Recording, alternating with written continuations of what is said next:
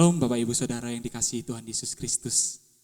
Puji nama Tuhan jika pada hari ini kita bisa kembali bersama-sama berkumpul dalam ibadah online kita di rumah kita masing-masing. Kita bersyukur pada Tuhan atas setiap kesehatan yang masih Tuhan izinkan dalam kehidupan kita. Mari saat ini kita akan bersama-sama mulai persekutuan kita dan kita sama-sama berdoa. Bapa kami yang di surga, kami bersyukur, kami berterima kasih Tuhan untuk setiap kesempatan yang masih Engkau izinkan dalam kehidupan kami Tuhan. Kami bersyukur kami bisa bertemu dalam ibadah online ini Tuhan, semuanya karena kasih karunia-Mu Tuhan Yesus. Dan sebentar kami ingin memuji, memuliakan nama-Mu, meninggikan nama-Mu Tuhan. Biar Engkau yang bertahta dalam puji-pujian kami, Engkau yang memimpin setiap kehidupan kami Tuhan. Agar setiap pujian penyembahan kami Tuhan berkenan di hadapan Engkau. Terima kasih Tuhan, kami serahkan waktu kami sebentar, persekutuan ini dari awal pertengahan hingga akhirnya hanya ke dalam tangan-Mu Tuhan Yesus. Dalam nama Tuhan Yesus kami berdoa dan mengucap syukur. Haleluya. Amin.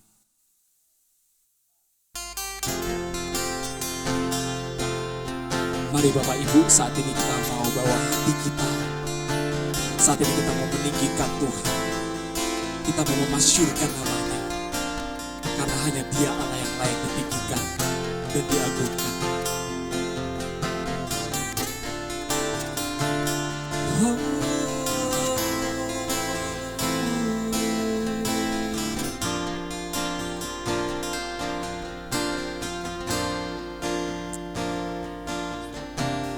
Ku bersyukur padamu Tuhan atas kasih-Mu. Ku bermasmur bagi nama-Mu yang kudus.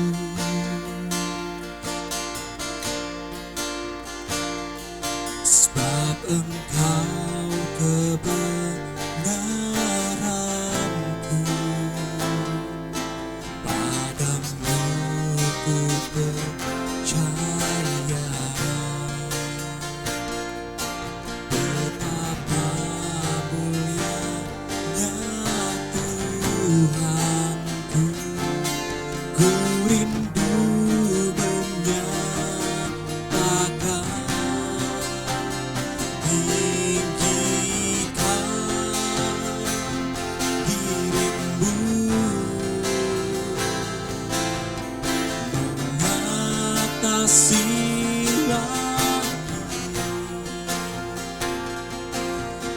kebesaran-Mu Tuhan, mengatasi bumi, tinggikan diri-Mu, mengatasi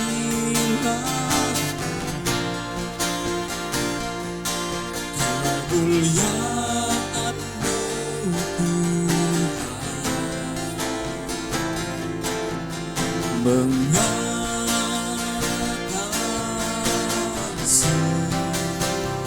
bumi.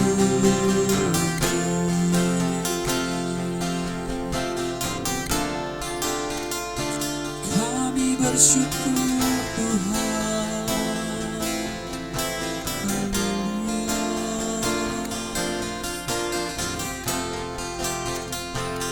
Mari dengan lebih sungguh dari hati kita mau mengucap syukur Bapak Ibu buat setiap kebaikan Tuhan dalam kehidupan kita.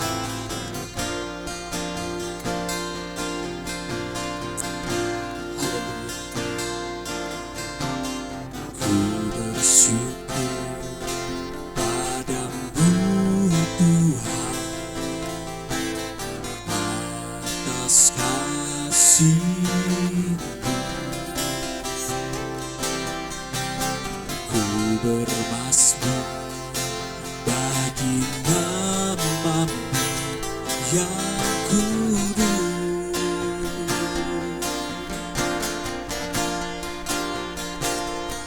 Sebab Engkau kebenaran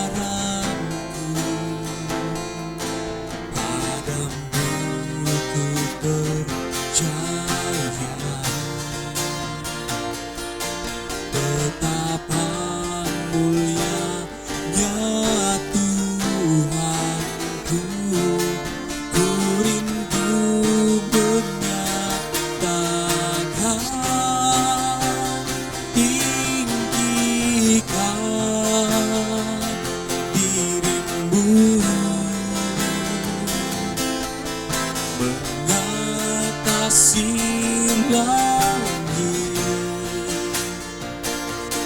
kebesaran-Mu Tuhan, mengatasi bumi, tinggikan diri-Mu, mengatasi langit, kemuliaan-Mu Tuhan,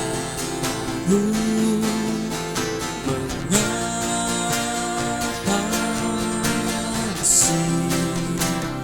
bumi. Oh,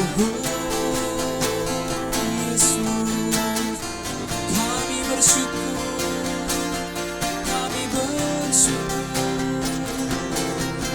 haleluya Tuhan.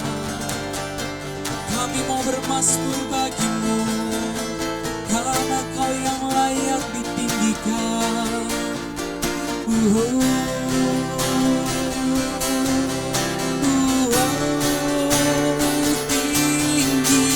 Tinggikan diri-Mu,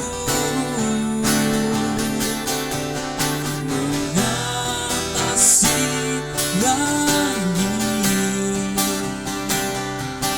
kebesaran-Mu Tuhan, mengatasi bumi, tinggikan diri-Mu, mengatasi langit, kemuliaan-Mu Tuhan,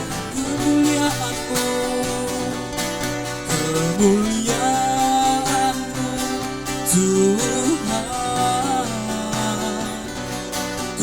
kemuliaan-Mu Tuhan,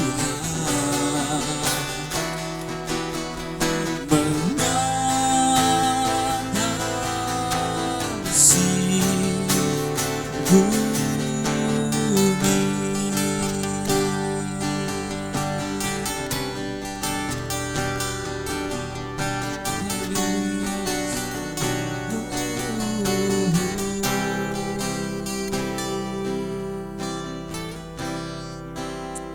Puji Tuhan. Saat ini kami siap Tuhan untuk bersorak-sorai, untuk meninggikan dan memuji nama-Mu. Kami menyerahkan hanya dalam nama Tuhan Yesus Kristus. Kami siap memulai persekutuan kami. Haleluya. Amin. Mari Bapak Ibu, saya undang kita sama-sama di rumah kita masing-masing untuk meninggikan, memuji Tuhan. Karena kita adalah satu keluarga yang punya misi tujuan bagi kemuliaan nama Tuhan. Amin.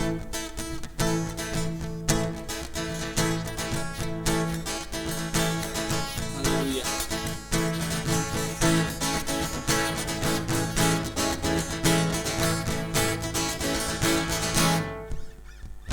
Sebagai saudara seiman di dalam tubuh Kristus, menyerahkan seluruh hidupnya, berbagi kasih bersama. Kadang tawa, terkadang tangis, suka duka bersama. Yang kuat menanggung yang lemah, dalam anugerahnya kita bertumbuh di dalam kasih. Sehati sepikir setujuan, melangkah bersama. Tuhan yang besar telah menanti di hadapan kita. Siapkanlah dirimu, song-song hari esok, dan Tuhan dimuliakan melalui gereja gerejanya. Haleluya. Mari kita sebagai saudara seiman dalam tubuh Kristus, sebagai saudara seiman di dalam tubuh Kristus, menyerahkan seluruh hidupnya, berbagi kasih bersama, kadang tawa dan kadang tangis, suka duka bersama, yang kuat menanggung yang lemah, dalam anugerahnya kita bertumbuh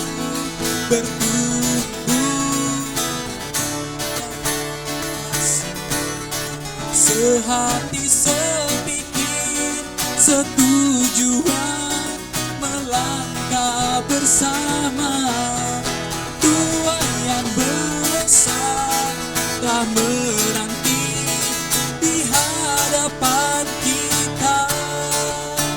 Siapkanlah dirimu, song-song hari esok, dan Tuhan dimuliakan melalui gerejanya. Mari kita bertumbuh bersama, kita bertumbuh di dalam kasih, sehati sepikir setujuan, melangkah bersama, Tuhan yang besar telah menanti di hadapan kita. Siapkanlah dirimu, song-song hari esok, dan Tuhan dimuliakan melalui gerejanya. Dan Tuhan dimuliakan, dan Tuhan dimuliakan, dan Tuhan dimuliakan, oh, dan Tuhan dimuliakan melalui gerejanya.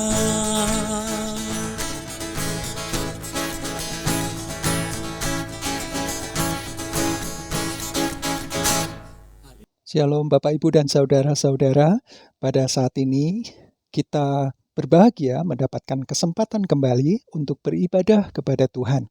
Walaupun melalui online, Bapak Ibu, saudara-saudara berada di rumah, di dalam satu kegiatan.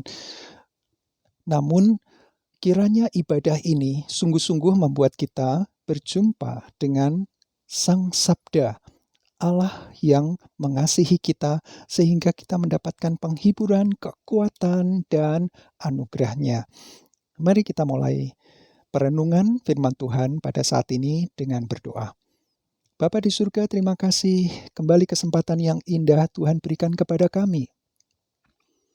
Dalam keadaan apapun kami ingin memiliki kerinduan Tuhan untuk berjumpa secara pribadi dengan Engkau. Melalui firman Tuhan kami mendapatkan kesegaran dalam kehidupan kami yang lelah, yang penuh dengan pergumulan ini. Kiranya kasih karunia Tuhan menolong kami untuk memahami dan kami diberikan kemampuan, kuasa untuk mewujudkan apa yang menjadi kehendak Tuhan dalam kehidupan kami. Ini doa kami dalam nama Tuhan Yesus Kristus. Amin. Tema pada hari ini kita akan belajar tentang kasih bagi mereka yang berbeda. Mengasihi sudah tentu bukan hal yang sederhana. Ya, bahkan mengasihi orang lain yang sama, hobinya sama, kemudian inteligensinya sama, lalu ya di satu perkumpulan, kelompok kegiatan yang sama, itu lebih mudah daripada kita berhadapan dengan orang lain yang punya budaya yang berbeda, yang keyakinannya berbeda. Ya, cara berpikirnya, logatnya, kemudian variasi dengan secara fisik begitu jauh berbeda. latar belakang yang berbeda, maka akan ada kendala, akan ada hambatan bagi kita untuk merasa, aku cocok dengan mereka. Ya, sulit ya. Tapi mari kita lihat firman Tuhan pada saat ini. Kita mulai dengan penciptaan. Mau tidak mau kita akan kembali ke asal mula. Ya, kenapa ya Tuhan menciptakan? Nah, sebuah gambar yang saya suka, tulisan yang sederhana namun bermakna buat saya. Disebutkan bahwa penciptaan adalah bagaikan kanvas di mana Allah melukiskan karakternya. Wow, ya, kita melihat alam semesta, seringkali kita take it for granted ya. Ya memang harus ada, ya memang beginilah gitu. Kadang-kadang bosan, kita cari yang lain, yang berbeda. Namun sebenar-benarnya jika kita memperhatikan alam ini dengan keteraturannya, dengan bermiliar warna yang ada, dengan bermacam fenomena yang tak terbatas, maka mau tidak mau kita akan menyadari memang ada figur pribadi yang berkarakter, yang menciptakannya. Karakter kreativitasnya, ya keteraturannya, segala-galanya. Dan melalui pemahaman alam semesta, yaitu yang kita sebut pewahyuan secara umum, Allah menyatakan diri melalui alam semesta, melalui sejarah, melalui hati nurani, itu yang disebut ya pewahyuan umum. Allah menyatakan diri secara umum kepada semua orang. Dan semua orang punya apa yang dinamakan sense of divinity, sebuah kerinduan, sebuah perasaan ada hal yang ilahi di dunia ini. Sensus divinitatis. Ya, kita akan mulai dari hal yang dasar ya, fundamental. Pertanyaan, mengapa Allah menciptakan alam semesta? Ya, itulah pertanyaan pertama. Untuk apa Allah menciptakan alam semesta jika kita tahu bahwa Allah itu maha kuasa, maha kasih, ya, sudah ada makhluk-makhluk yang lain yang melayani di dalam kerajaan yang begitu luar biasa. Lalu kenapa harus ada alam semesta diciptakan kembali di dalam Kejadian pasal 1? Mungkin, coba kalau pertanyaan ini disampaikan kepada Bapak, Ibu, dan teman-teman, apa ya kira-kira jawabannya? Silakan masing-masing menjawab dalam hati. Mengapa Allah menciptakan alam semesta?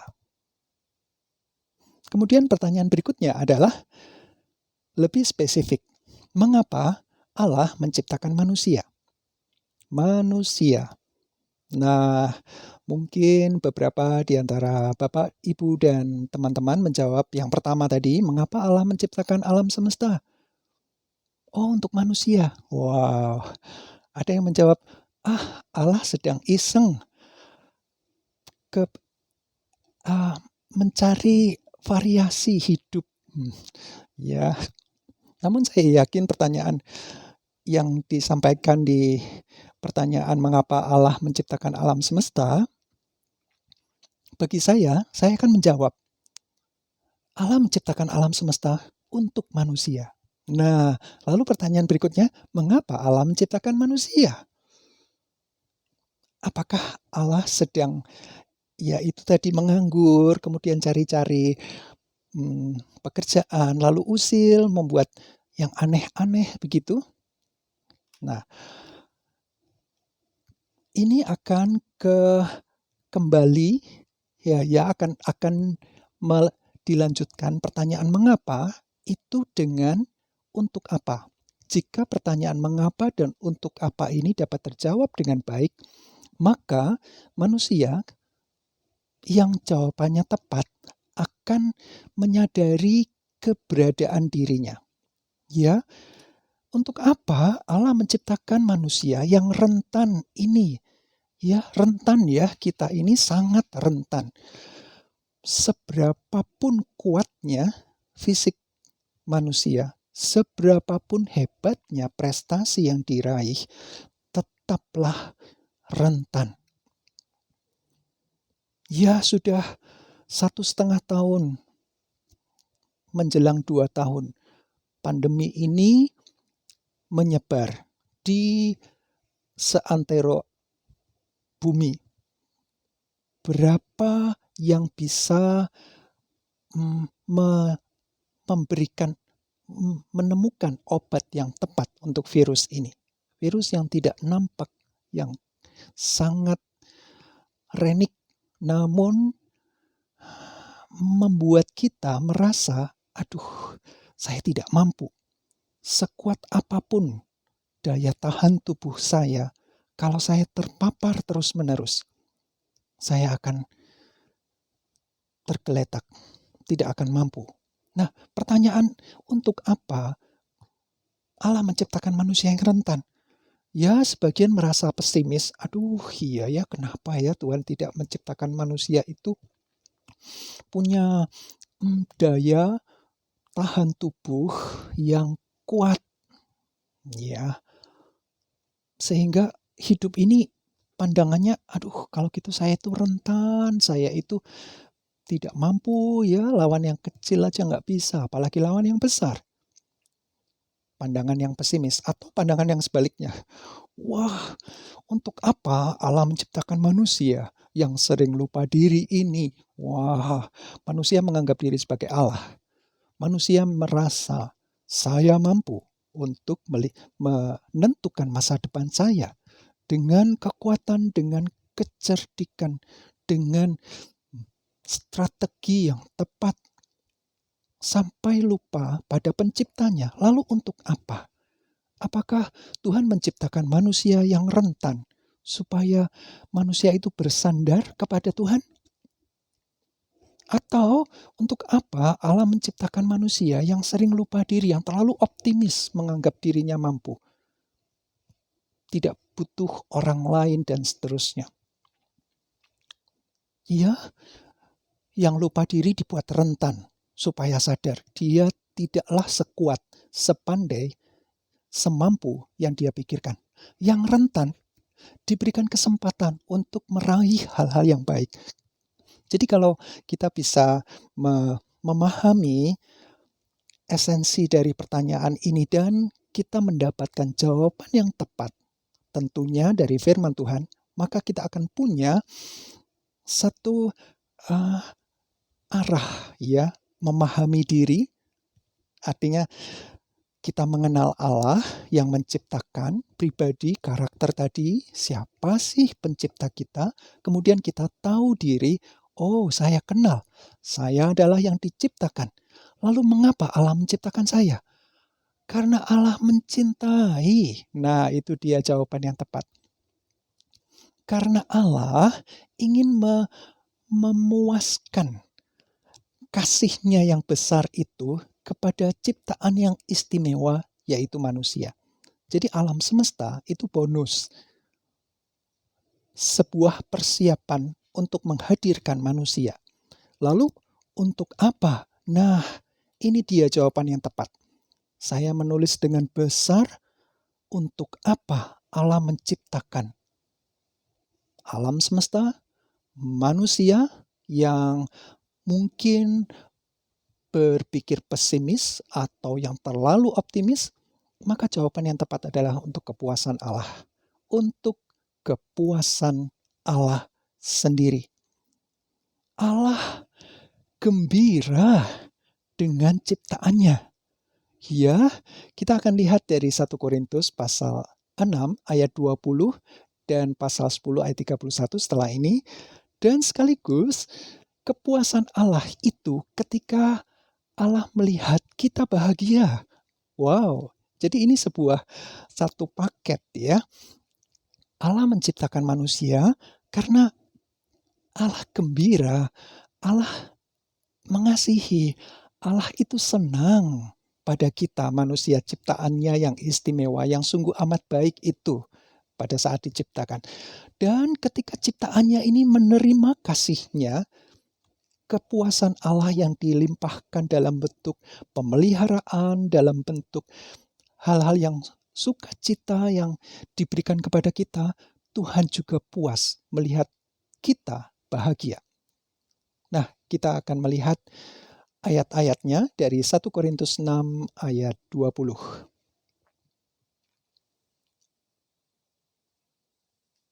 1 Korintus 6 ayat 20. Sebab kamu telah dibeli dan harganya telah lunas dibayar. Karena itu muliakanlah Allah dengan tubuhmu.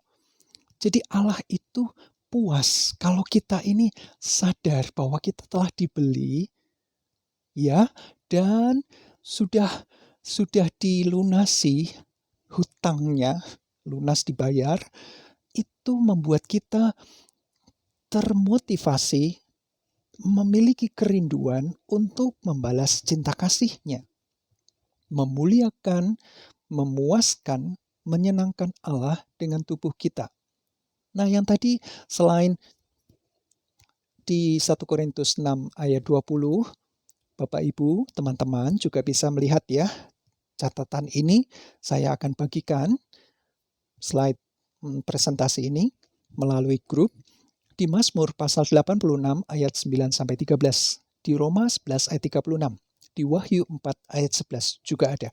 Nah, kita akan lihat lanjutannya tadi dari 1 Korintus 6:20 di pasal 10 ayat 31. 1 Korintus 10 ayat 31. Demikian firman Tuhan. Aku menjawab, jika engkau makan, atau jika engkau minum, atau jika engkau melakukan sesuatu yang lain, lakukanlah semuanya itu untuk kemuliaan Allah. Ya, jadi kita bisa menikmati, saya bahagia, menikmati apa yang Tuhan berikan, pemeliharaan Tuhan dalam bentuk makanan yang cukup, sekali-sekali istimewa, minuman-minuman yang menyegarkan, yang merefresh, atau melakukan apa saja dalam kegembiraan. Ya, di ayat sebelumnya dikatakan, aku mengucap syukur. Ya, jadi ada sukacita dalam kehidupan kita, dan Tuhan senang jika kita menikmati, jika kita bahagia. Itu juga ada di Mazmur 144 ayat 15. Ya, ada teks yang lain. Jika Bapak Ibu, saudara-saudara punya kerinduan untuk menggali lebih dalam, silakan. Ini ayat-ayatnya sudah tercantum di sini. Kita lihat satu saja. Mazmur 144 ayat 15. Mazmur 144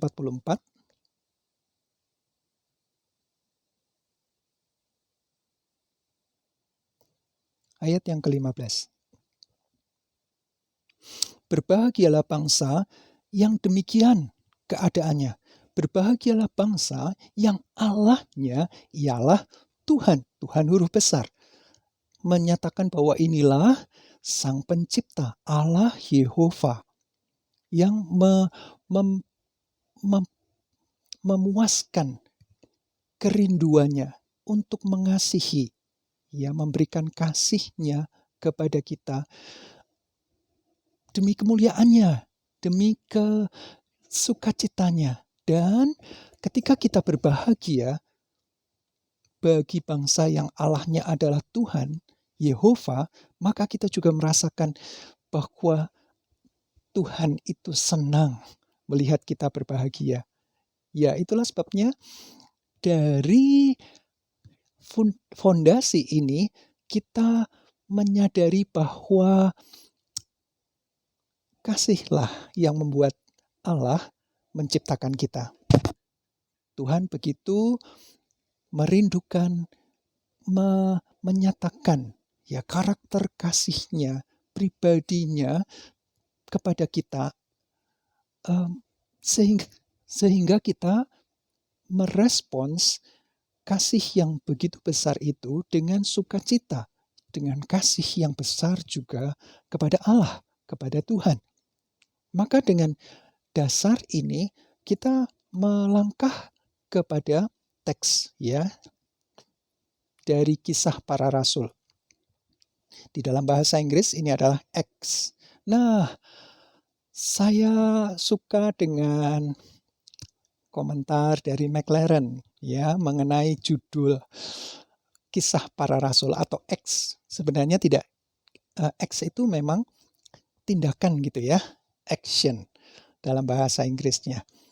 Namun di dalam Alkitab bahasa Indonesia diterjemahkan Kisah Para Rasul karena memang di dalamnya ada kisah tentang Petrus, tentang rasul-rasul yang lain. Nanti kita lihat contoh-contohnya.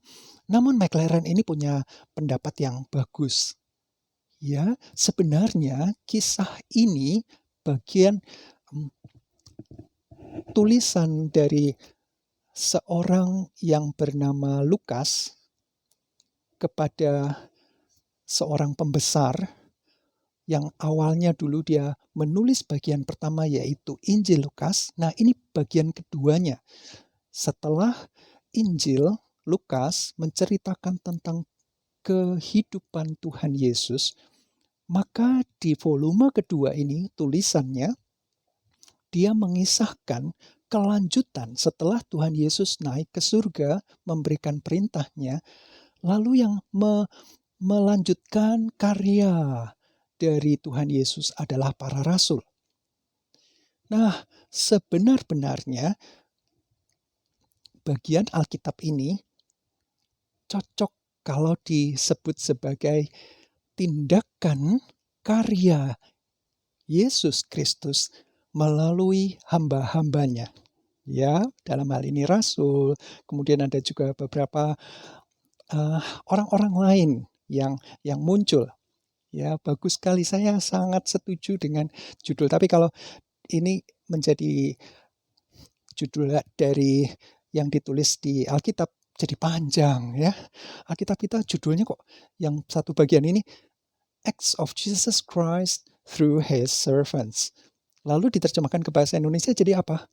Oh, karya Yesus Kristus melalui hamba-hambanya. Kepanjangan judulnya ya. Baiklah, kisah. Saya selanjutnya akan menyebut sebagai kisah. Dan dia menuliskan, hanya dia saja sang aktor utama. Hanya dia, yaitu Yesus Kristuslah aktornya, pemeran utamanya. Dan orang-orang lain yang muncul di dalam kisah ini hanyalah alat, hanyalah semacam, ini digambarkan sebagai kalau dalam permainan catur, maka yang lain itu adalah bidaknya. Ya, bidak-bidak catur atau perwira-perwira yang ada di situ ya. Ada bishop, ada knights, dan ya ada benteng dan seterusnya. Namun penggerak utamanya yang merancang strateginya, yang melakukan kehendaknya adalah Yesus Kristus. Ini dia, dengan pemahaman yang benar seperti ini, baru kita melangkah melihat isi dari kisah para rasul. Nah, dalam kaitan dengan misi Tuhan Yesus memberikan perintah untuk menguasai ya, untuk memberitakan Injil. Mulai dari awal kejadian, manusia diciptakan agar menguasai ya, menguasai dunia ini. Nah, untuk apa dikuasai? Dipenuhi dan dikuasai. Untuk apa? Ya untuk Tuhan. Jelas, bukan untuk diri manusia sendiri, bukan. Karena kepuasan Tuhan muncul ketika manusia yang diciptakan ini sadar tugasnya, tanggung jawab, mandatnya di awal dan melakukan. Nah, di dalam Perjanjian Baru ada beberapa momentum penting. Saya menulis di sini, dengan cepat kita akan melihat. ada momen amanat agung, ya, Matius 28 ayat 18, 19, dan seterusnya. Kemudian momen pengutusan, ya, ketika Tuhan Yesus akan terangkat ke surga, ada pengutusan bagi para rasul. Kemudian ada momen penggenapan, di mana murid-murid yang menunggu itu mendapatkan Roh Kudus turun dan memberikan kuasa bagi mereka untuk menggenapi amanat itu.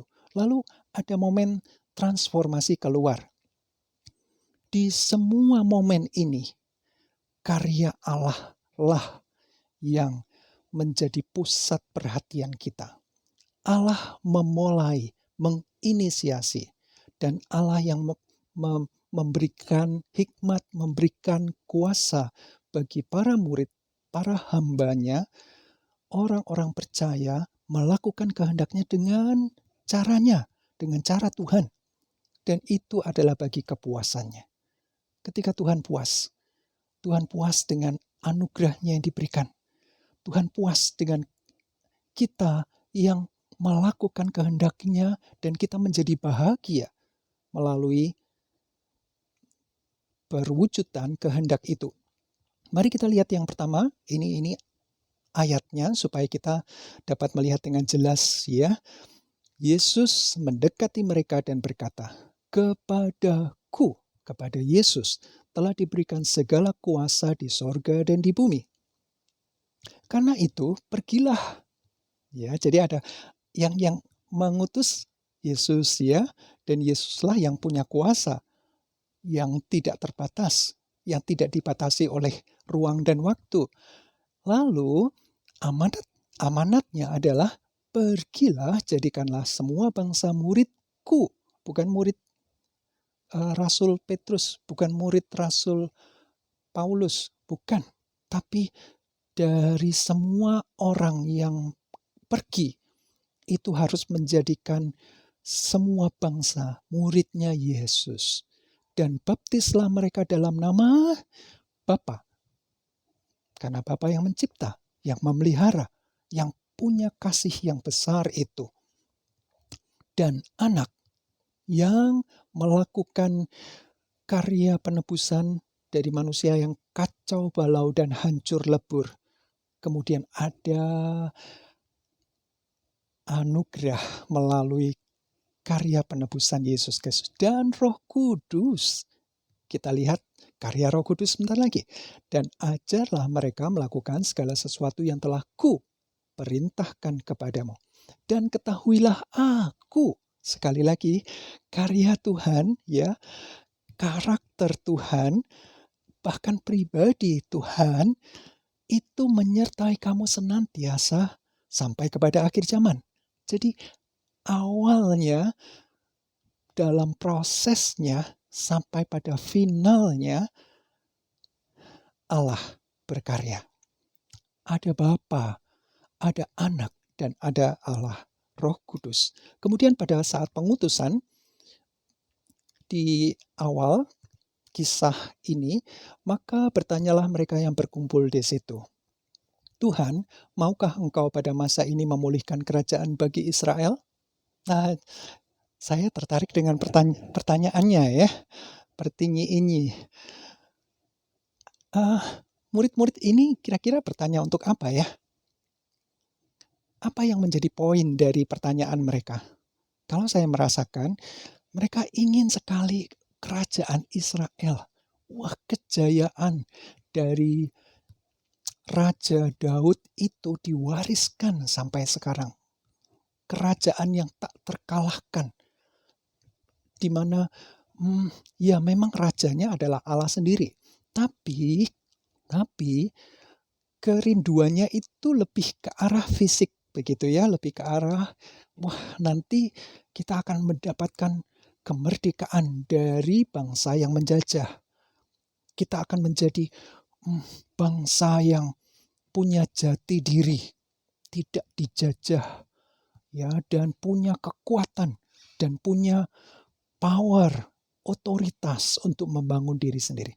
Namun jawab Yesus, "Engkau tidak perlu mengetahui masa dan waktu yang ditetapkan Bapa sendiri menurut kuasanya." Nah, jawaban Yesus mengarahkan, pertanyaannya sebenarnya adalah arahkan, ini hak prerogatif, ya, prerogatif Allah Bapa. Ya, tetapi kamu akan menerima kuasa. Nah, ini jawaban yang langsung. Jadi bukan kerajaan Israel secara fisik, namun kuasa. Kalau Roh Kudus turun ke atas kamu dan kamu akan menjadi saksiku. Bukan soal kerajaannya secara fisik, namun tentang kesaksian hidup. Kalau Roh Kudus turun, maka kamu akan menjadi saksiku. Mulai dari Yerusalem, ya, dan seluruh Yudea dan Samaria dan sampai ke ujung bumi. Wow, ini adalah sebuah pengutusan yang agung begitu ya, yang begitu berkesan. Karena sesudah ia mengatakan demikian, terangkatlah ia, Yesus Kristus, disaksikan oleh mereka yang tadi barusan bertanya itu loh. Dan awan menutupnya dari pandangan mereka. Jadi penutup dari kalimat pengutusan ini, Tuhan kembali ke sorga, terangkat ke sorga. Apakah itu berarti kerinduan murid-murid untuk, kami ingin punya bangsa yang berdaulat sendiri hilang? Kesempatannya tidak, ada yang jauh lebih penting, dan ini berkaitan dengan hal rohani, spiritual. Nah, dari momen pengutusan kita akan melihat penggenapannya. Itu satu pasal setelah pengutusan. Pasal 2, ketika tiba hari Pentakosta. Perhatikan, semua orang percaya, semua berkumpul di satu tempat. Tiba-tiba turunlah dari langit suatu bunyi seperti tiupan angin keras yang memenuhi seluruh rumah di mana mereka duduk. Jadi para murid orang percaya ini ya, berkumpul, duduk di rumah yang tertutup. Maka tampaklah kepada mereka lidah-lidah seperti nyala api yang bertebaran dan hinggap pada mereka masing-masing. Maka penuhlah mereka dengan Roh Kudus, lalu mereka mulai berkata-kata dalam bahasa-bahasa lain, seperti yang diberikan oleh Roh itu kepada mereka untuk mengatakannya. Siapa yang menginisiasi? Siapa yang berkarya di sini? Siapa yang memberikan kuasa? Allah, pribadi Roh Kudus, sehingga mereka punya keberanian, tidak lagi tertutup atau menutup diri, kemudian melindungi diri dari ancaman, tekanan, dan penderitaan. Tetapi momen penggenapan ini, Allah turun dan memberikan mereka kuasa untuk menjadi saksi. Kemudian transformasinya ya, dari Yerusalem ke Yudea, ke Samaria, sampai ke ujung bumi, itu ditunjukkan khususnya kepada Petrus nih. Petrus ini masih memegang adat istiadat yang lama dan paradigma, cara berpikirnya masih terbatas. Nah, ini pada saat Petrus berdoa melihat ada sebuah penglihatan kepada dia, dan bukan hanya melihat tapi juga mendengar.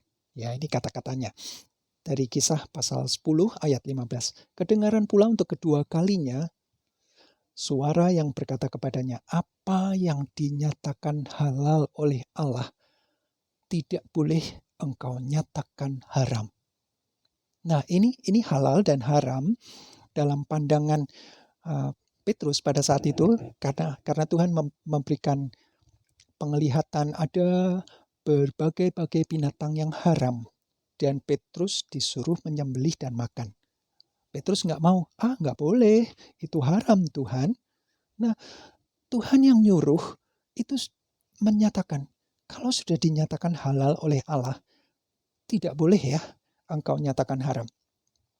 Nah, setelah beberapa kali hal itu terjadi, maka Petrus mendapatkan kesadaran yang baru. Dan dia mengatakan begini, sesungguhnya aku telah mengerti bahwa Allah tidak membedakan orang. Ya, jadi ini bukan soal makanan yang halal atau haram. Tapi ini tentang orang. Setiap orang dari bangsa manapun, etnis manapun, warna kulit yang bagaimanapun, fisik yang tinggi, pendek, gemuk, kurus, dan seterusnya.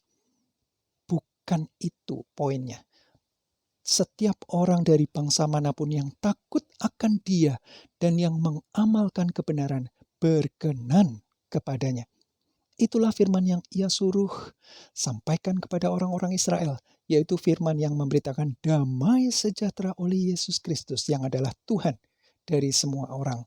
Wow, pemahaman ini, paradigma yang baru dari Petrus ini membuat dia buka selebar-lebarnya dan dia ikut. Ada orang dari luar sana yang mengundang dia untuk datang. Dan dia datang.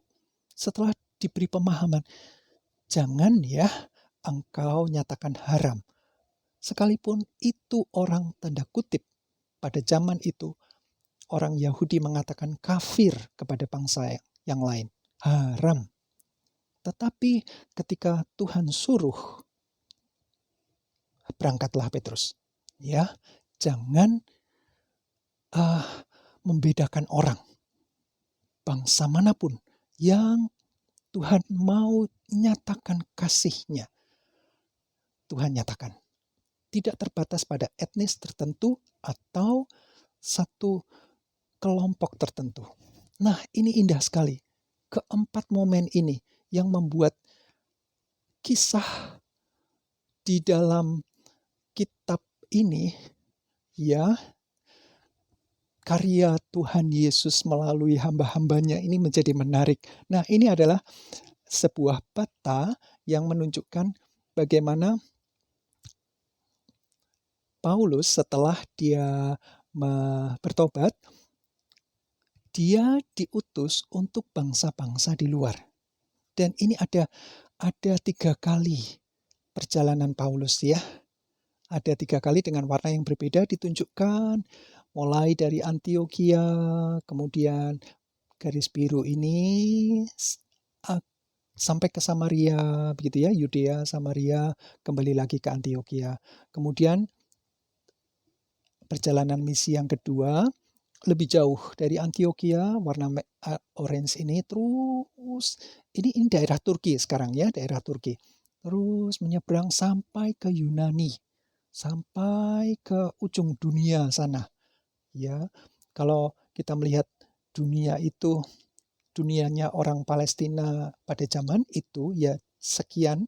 Nah, ini sudah sampai ujung, sampai benua, ya, tempat yang jauh berbeda. Terus sampai di Athena, lalu kembali lagi ke Yerusalem, ke Antiokhia. Lalu ada perjalanan ketiga, terus yang ungu ini ya, jauh terus kembali ke tempat di mana dia merintis di perjalanan misi kedua, lalu melalui jalan yang lain kembali ke Yerusalem, dan setelah itu dia ditangkap menuju ke Roma. Kemauan ya Saulus yang diubahkan menjadi Paulus, inilah yang menjadi istimewa. Nah, ini sebuah catatan yang saya karena ini fakta ya, sebuah atau catatan kalkulasi lah dari orang yang membuat kalkulasi ini. Pada perjalanan misi pertama, itu jarak tempuhnya Paulus kira-kira ya sekitar 2.500 sekian kilometer dalam 53 hari. Kemudian perjalanan kedua lebih jauh lagi, jauh 2 kali lipat, hampir. Itu hampir 5.000 kilometer. Dengan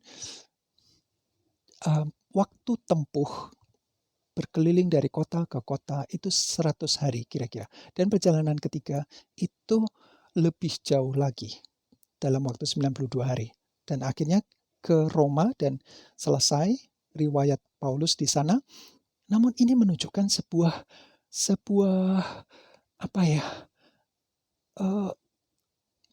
Saulus yang menganiaya jemaat, kemudian Tuhan memberikan perubahan, transformasi, metamorfosa yang sedemikian luar biasa sehingga dia menjadi rasul bagi orang-orang yang berbeda di sana, di luar sana. Ya, dan yang unik adalah dalam setiap perjumpaan dengan orang lain, metodenya berubah-ubah ya, walaupun ada yang sama. Namun, wah, luar biasa hikmat dari Roh Kudus. Pada saat Pentakosta, Petrus ya yang berdiri dan menyanggah, kami tidak sedang mabuk. Ini baru pagi hari, bukan waktunya minum-minum. Nah, yang dikutip adalah kitab Yoel. Ya, pada akhir zaman aku akan mencurahkan rohku dan seterusnya, lalu masuklah kepada Injil. Metodenya. Jadi orang percaya dari banyak tempat kumpul pada perayaan Pentakosta pada saat itu. Petrus menyajikan dengan cara yang tepat. Ini adalah hikmat Roh Kudus yang baru saja turun pada rasul-rasul pada saat itu. Dan anugerah Tuhan menginspirasi Petrus untuk mengutip bagian dari kitab Yoel, kemudian masuk kepada Injil. Dan itu diterjemahkan oleh rasul-rasul yang lain dalam berbagai-bagai bahasa, logat, daerah masing-masing orang yang ada berkumpul di situ. Ya, kemudian dalam perjalanan kisah ini di hadapan orang Yahudi, imam, bahkan imam besar, ahli Taurat, orang Saduki dan seterusnya, Petrus, Stefanus, Paulus itu menyatakan langsung Yesus sebagai Mesias. Jadi disampaikan perjanjian lamanya bagaimana nubuatannya, kemudian ini penggenapannya. Inilah dia, Sang Mesias yang kau bunuh, yang kalian salibkan itu. Nah, Filipus juga punya catatan khusus gitu ya. Kepada Sida-Sida dari Ethiopia, Menteri Keuangannya sana ya, bendahara istimewa dari Ratu di Ethiopia itu, Filipus menjelaskan karena dia sedang membaca kitab Yesaya. Dia bingung apa ya maksudnya ya, domba disembelih macam-macam. Nah, Filipus memberikan apa arti dan menunjukkan bahwa Yesuslah yang dimaksudkan, yang dinubuatkan dalam kitab Yesaya ini.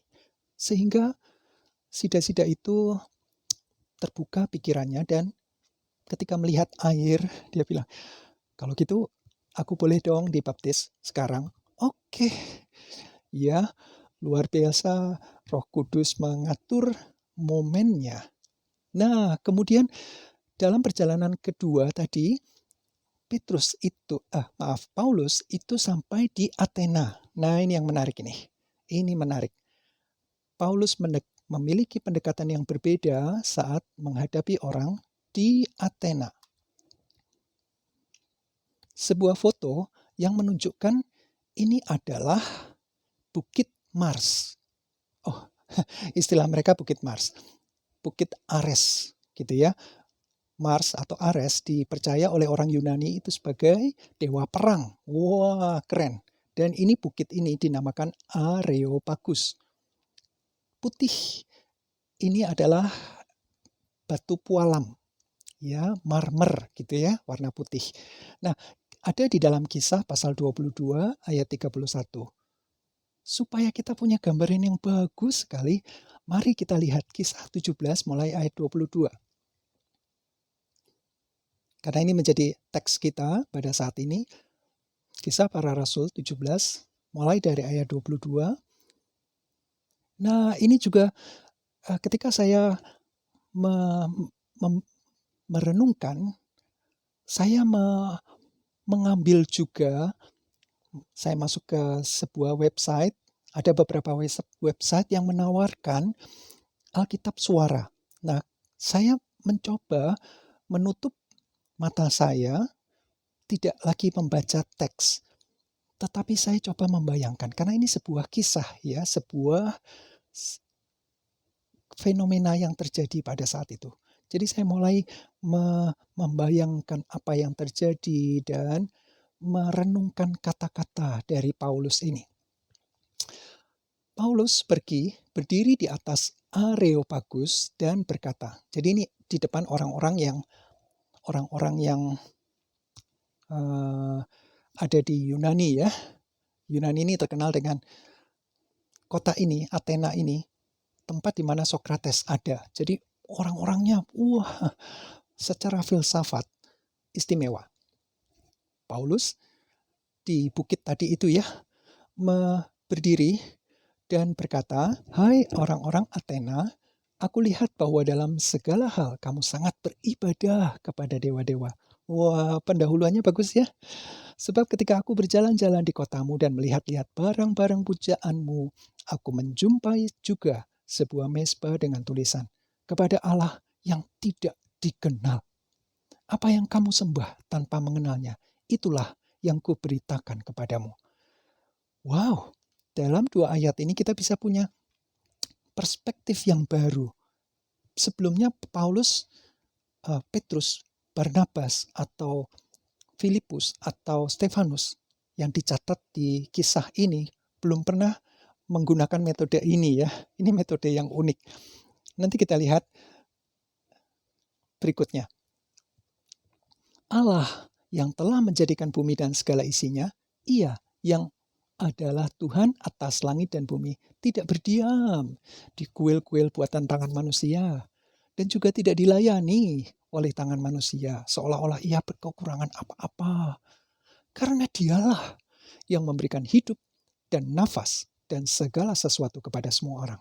Wow, dari tadi pembuka kepada orang-orang penting, pembesar-pembesar, orang-orang yang suka mendengar hal yang baru, yang memiliki filsafat, dasar filsafat, logika ya.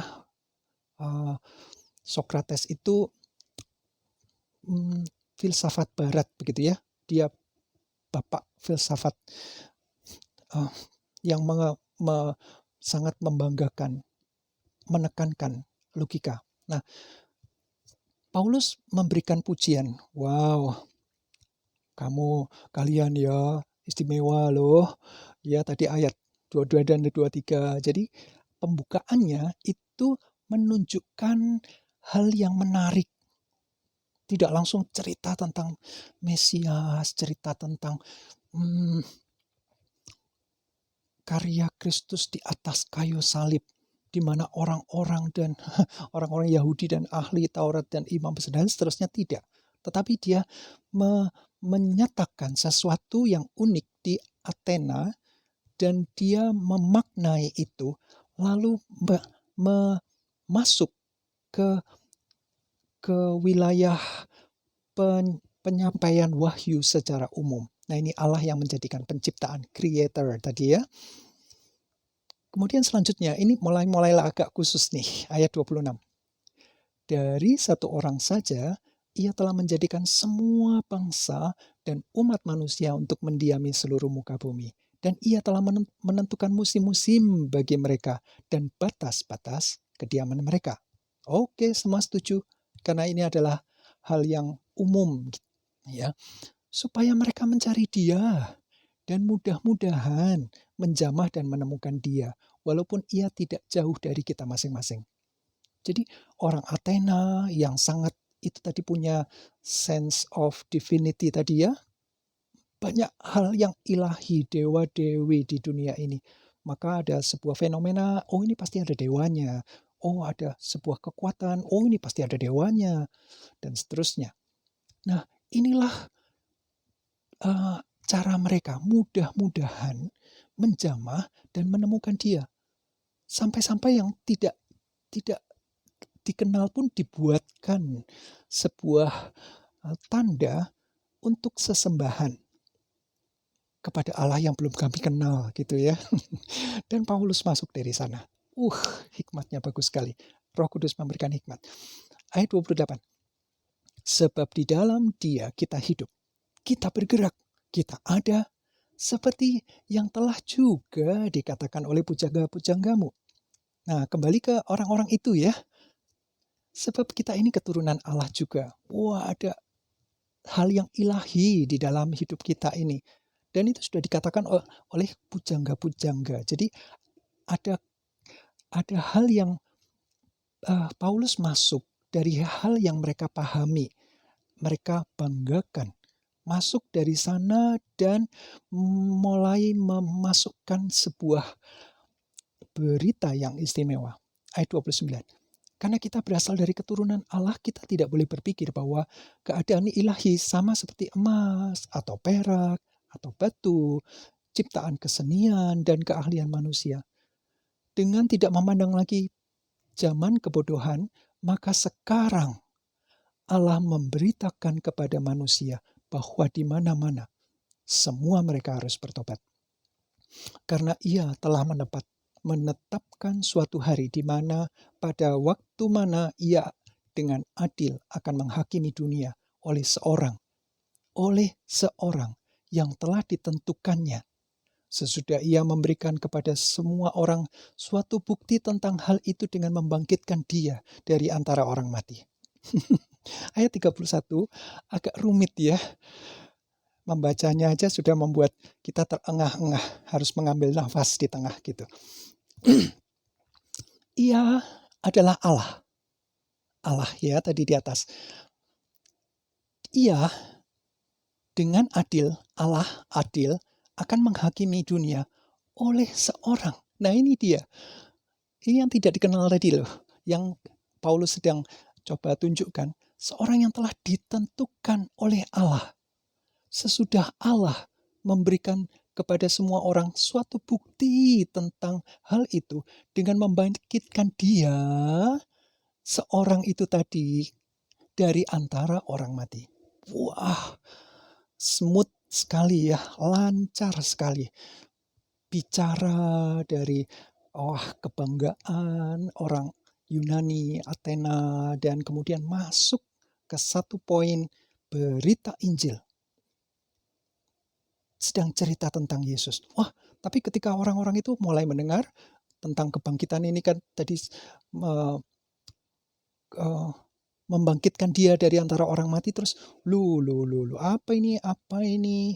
Kok aneh ini? Wow, si peleter ini, orang yang mulut besar ini ngomong apa?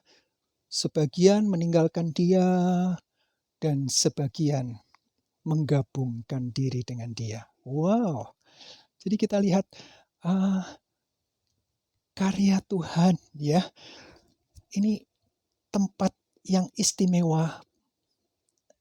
Mereka duduk di atas batu-batu marmer itu, pualam itu, dan mendengarkan hal-hal yang baru, yang membangkitkan antusias mereka tentang filsafat ya, dan segala hal yang menarik. Kalau nggak menarik ya sudah, mereka turun kembali. Ini ngomong apa sih? Gak jelas. Tapi Paulus sudah memasukkan inti dan membangkitkan rasa ingin tahu yang lebih besar. Nah, itu dia. Di bagian yang lain, Paulus, ini Korintus, surat kepada jemaat di Korintus, Paulus mengatakan begini, demikianlah bagi orang Yahudi, aku menjadi seperti orang Yahudi, supaya aku memenangkan orang-orang Yahudi. Dan memang Paulus adalah orang Yahudi. Wow, Yahudi banget. Bagi orang-orang yang hidup di bawah hukum Taurat, aku menjadi seperti orang yang hidup di bawah hukum Taurat. Wow, di bawah didikan Gamaliel, seorang rabi yang besar pada saat itu, Saulus tidak main-main pemahaman dia tentang hukum Taurat. Tapi dia menyatakan, sekalipun aku sendiri tidak hidup di bawah hukum Taurat, sudah dimerdekakan dari hukum Taurat. supaya aku dapat memenangkan mereka yang hidup di bawah hukum Taurat. Itulah sebabnya ketika Paulus berjumpa dengan orang-orang Yahudi, imam besar, maka yang dibahas adalah hukum Taurat. Nubuat-nubuat di perjanjian lama dijelaskan. Lalu urutannya sampai kepada Sang Mesias. Berita Injil, kabar baik itu disampaikan. Ayat berikutnya. Bagi orang-orang yang tidak hidup di bawah hukum Taurat, aku menjadi seperti orang yang tidak hidup di bawah hukum Taurat. Ya, memang dia tidak hidup di bawah hukum Taurat. Sekalipun aku tidak hidup di luar hukum Allah. Nah, ini dibedakan ya antara hukum Taurat dengan hukum Allah. Karena aku hidup di bawah hukum Kristus. Nah, supaya aku dapat memenangkan mereka yang tidak hidup di bawah hukum Taurat. Orang-orang di Athena adalah orang-orang yang tidak kenal hukum Taurat. Ya, orang Yunani, bangsa kafir, tidak tahu itu apa hukum Allah, hukum Taurat, apa itu hukum Kristus. Tetapi ayat 22, bagi sebuah gambar yang menarik ya. Bagi semua orang, aku telah menjadi segala-galanya. Bunglon, bukan. Paulus bukan bunglon.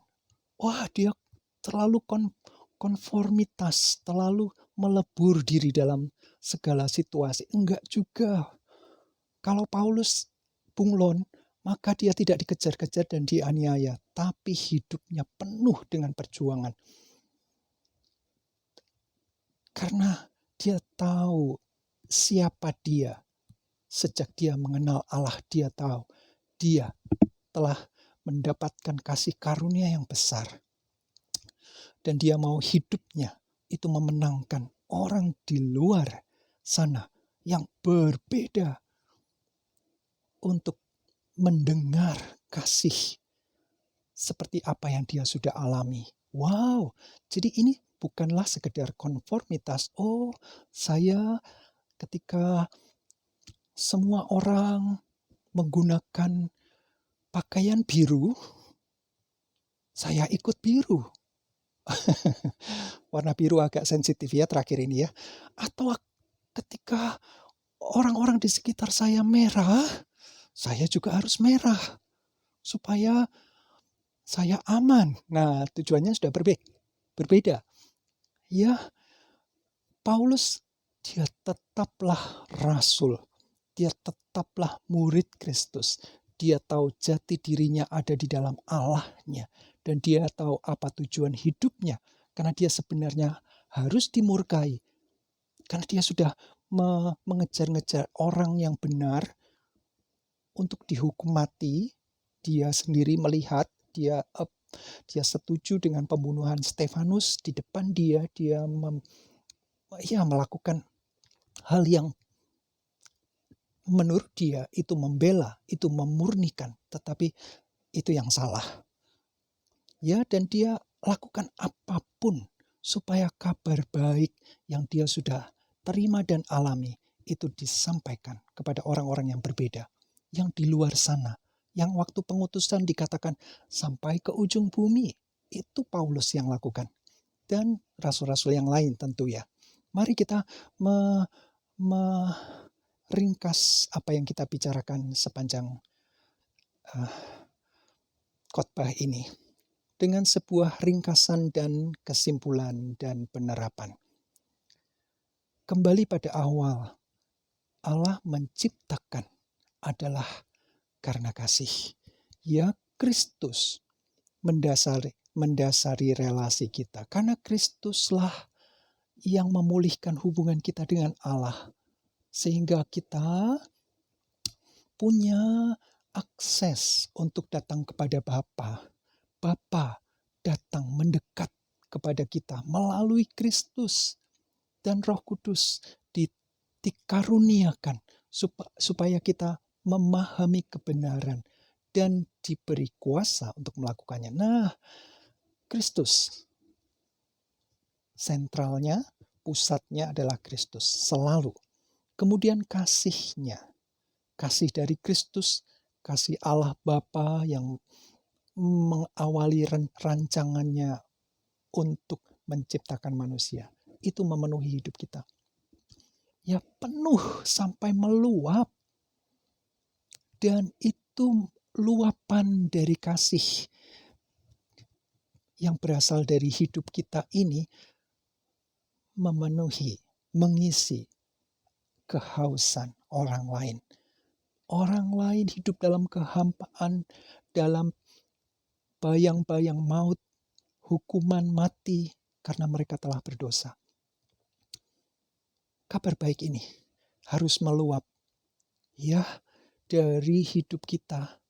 Karena kita sudah diisi, dipenuhi, nah itu harus diluapkan supaya orang lain yang haus, yang menderita, yang bergumul di dalam kesesatan mereka itu mendengar, dan Allah Roh Kudus akan melakukan yang selanjutnya. Kasih-Nya mengatasi keengganan kita berelasi dengan orang lain yang berbeda.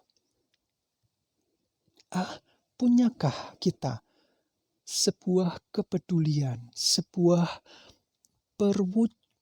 mewujudkan dalam tindakan orang-orang yang di luar sana yang hidup di dalam strata ekonomi yang begitu rendah, sehingga mereka tidak mendapatkan nutrisi yang cukup misalnya, atau karena sakit mereka harus mengisolasi diri, tidak boleh keluar. Kalau keluar di tempat lain ada yang sampai digebukin, sampai ditelantarkan di tengah sawah. Kamu sakit, jangan berani-berani keluar, begitu ya.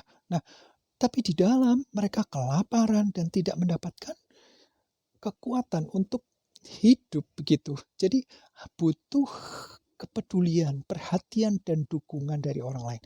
Apakah kasih-Nya, kasih Kristus itu membuat kita rela menjenguk mereka, peduli dan memberikan kasih dalam tindakan yang nyata. Dan itu butuh hikmat. Ya, mulai dari kesamaan, common ground. Dia punya apa yang dia alami, perasaan, masa lalu dia, budaya dia, kita masuk supaya kita mendapatkan perhatian, ya. Lalu dia akan membuka pintu. Oh, ini orang yang sama dengan aku.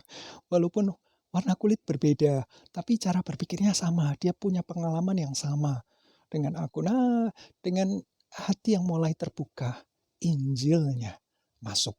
Kita sampaikan, oh saya dapat dulu, saya berantakan luar biasa. Kalau bukan Kristus yang memulihkan, saya tidak ada kesempatan untuk memperbaiki.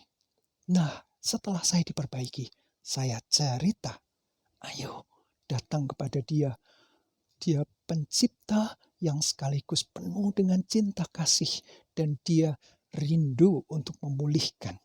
Nah, Injil itu bagi mereka yang berbeda. Mari kita menanyakan pada diri sendiri. Selama ini, sudahkah saya memiliki kepedulian kepada orang lain? Oh iya, pasti. Di lingkungan sosial saya punya kepedulian. Tapi apakah ini sampai kepada mereka yang sangat berbeda? Bahkan mereka yang memusuhi kita. Karena keyakinan yang berbeda, karena punya pandangan yang negatif tentang kaum di mana kita tinggal. Maka diperlukan sebuah pengorbanan, diperlukan kerendah hatian kita untuk melihat mereka dengan mata yang penuh kasih. Seperti Kristus melihat kita dengan mata yang penuh kasih ketika kita masih berdosa dan punya banyak kegagalan. Kita datang kepada Tuhan saat ini, menyadari keberadaan kita yang sangat di bawah standar. Namun Tuhan memulihkan kita. Dan Tuhan mau supaya kasih yang sudah diberikan kepada kita yang sudah mengenal Dia secara khusus, bukan hanya dari alam semesta, bukan hanya dari sejarah atau hati nurani yang menyalahkan ketika kita salah. Bukan hanya itu, karena kita sudah mengenal pribadi Bapa yang mencipta, yang memelihara dengan kasih-Nya yang abadi. Kita mengenal pribadi Yesus Kristus yang kasih-Nya setara dengan kasih Bapa dan rela memberikan segala-galanya, tubuh, nyawanya bagi kita. Dan kebangkitannya memastikan kemenangan kita. Serta Allah Roh Kudus yang selalu mengingatkan kita akan kebenarannya, kebaikan, dan memberikan penghiburan ketika kita di dalam pergumulan yang berat. Dan memberikan kita kekuatan, hikmat, kuasa untuk menjangkau orang-orang lain di sekitar kita yang membutuhkan kasih Kristus. Mari kita tunduk di hadapan Tuhan, menyadari keberadaan kita yang rentan dan seringkali tidak tahu diri ini dan membutuhkan anugerah Tuhan. Mari kita berdoa. Bapa di surga, terima kasih untuk pimpinan Tuhan. Siapakah kami? Apakah kebaikan kami? Justru kami adalah orang-orang yang seharusnya dimurkai karena kami sudah sengaja memberontak kepada Engkau. Tetapi kasih karunia yang besar kami sudah alami Tuhan. Kami lihat, kami rasakan, kami dengar, dan kami hidupi kebaikan Tuhan. Pemeliharaan, sehingga kami punya relasi yang khusus dengan Engkau. Terima kasih. Inilah keajaiban yang terbesar. Inilah kasih yang tiada terkira yang telah kami dapatkan. Tolong Tuhan, supaya mulut kami tidak terkunci, tetapi justru membuka, menceritakan apa yang pernah kami alami dulu. Dan kasih Kristus, karya penebusan Tuhan Yesus Kristus di atas kayu salib, kematiannya, tubuh dan darah yang diberikan karena keikhlasannya, karena kasih yang besar. Dan kemudian kebangkitan yang membuat kami hidup di dalam Engkau, hidup di dalam kemenangan. Ini juga kami sampaikan kepada orang luar Tuhan, mereka yang berbeda dari kami, dan mereka sangat membutuhkan anugerah Tuhan. Kami mohon anugerah Tuhan supaya hidup kami kembali diingatkan, dan kami kembali berkomitmen mengulang kembali kerinduan kami untuk mengasihi orang lain yang berbeda dengan kami. Seperti Kristus sudah mengasihi kami. Seperti Kristus juga mengasihi orang-orang di sekitar kami. Terima kasih, kami mengucap syukur kepada Bapa di surga yang telah memberikan kami kasih yang abadi, yang dengan penuh kehangatan memeluk kami dan menyatakan bahwa kami adalah anak Engkau, Tuhan, yang Engkau cintai. Dan kepada Tuhan Yesus Kristus yang luar biasa merelakan segala-galanya bagi kami, supaya kami tunduk dengan penuh kasih datang kepada Engkau dan memberikan hidup kami dan dipimpin oleh Roh Kudus dalam segala tindak tanduk kami, perkataan kami. Tuhan tolong supaya kami berkenan di hadapan Tuhan, supaya Engkau puas Tuhan, karena hidup kami memuliakan Engkau, menyenangkan, melakukan kehendak Tuhan. Dan kami bisa menikmati kebahagiaan yang sejati ketika kami melakukan apa yang Tuhan perintahkan. Karena apa yang Tuhan perintahkan itu adalah perintah kasih. Terima kasih, kami sangat bersyukur. Kiranya berkat dari Allah Tritunggal menyertai kita semua. Sekarang ini dan seterusnya menghadapi segala pergumulan dan perjuangan. Selalu ada ucapan syukur, selalu ada kata-kata yang menyaksikan kebaikan Tuhan kepada orang lain. Kami menerima berkat dari Allah Tritunggal di dalam nama Tuhan Yesus Kristus. Amin. Selamat hari Minggu. Tuhan Yesus memberkati.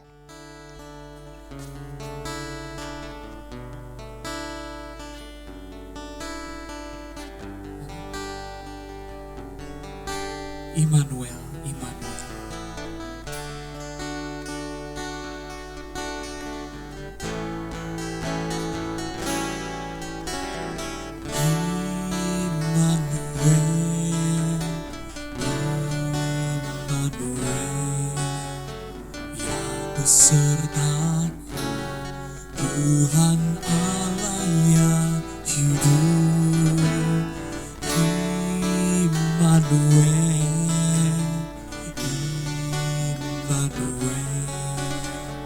yang beserta Tuhan Allah yang hidup.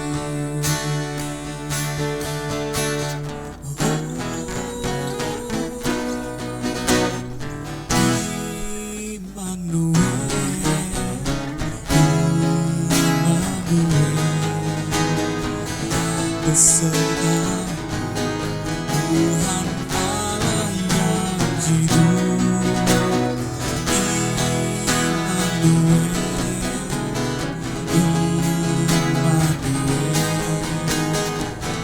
Beserta Tuhan Allah yang hidup.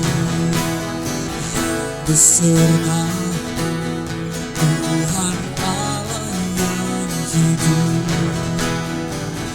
Beserta Tuhan Allah yang hidup.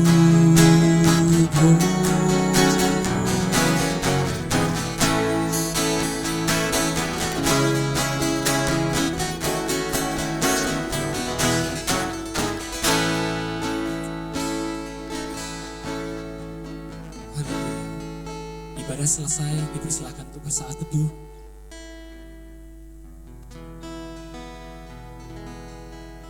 Saat teduh selesai, selamat pulang, Tuhan Yesus memberkati. Bertumbuh bersama, kita bertumbuh di dalam kasih, sehati sepikir, setujuan melangkah bersama. Tuhan bersama menanti di hadapan kita. Siapkanlah dirimu, song-song hari esok. Dan Tuhan dimuliakan melalui gerejanya. Dan Tuhan dimuliakan. Dan Tuhan dimuliakan. Dan Tuhan dimuliakan. Dan Tuhan dimuliakan melalui gerejanya.